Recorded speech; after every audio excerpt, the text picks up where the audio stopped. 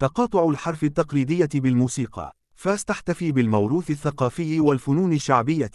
تنظم الجمعية المغربية للموروث الثقافي الدورة الخامسة من مهرجان فاس الدولي للموروث الثقافي والفنون الشعبية، وذلك خلال الفترة الممتدة من 28 إلى 30 من أبريل 2026 بمدينة فاس، تحت شعار إيقاعات ومهارات، وذلك تجسيدا لرؤية ثقافية وفنية تقوم على إبراز العلاقة العميقة بين الحرف التقليدية والإبداع الموسيقي داخل المنظومة الثقافية المغربية.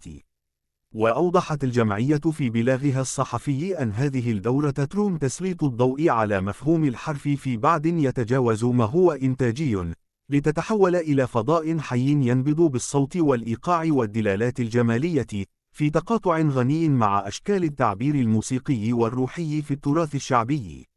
وفي هذا السياق، تسعى هذه الدورة إلى إعادة قراءة الموروث الحرفي باعتباره مكوناً ثقافياً غنياً يعكس الذاكرة الجماعية وروح المدينة العتيقة، حيث تظل أصوات الصناع التقليديين جزءاً من المشهد السمعي لمدينة فاس، من دقات النحاس إلى إيقاعات الحدادة وحركات النسيج والدباغة.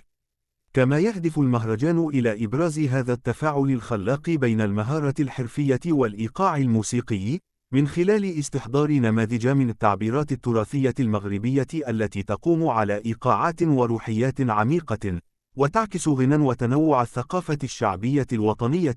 كما يسعى هذا الموعد الثقافي إلى فتح فضاء للحوار والتفكير حول مكانة الحرف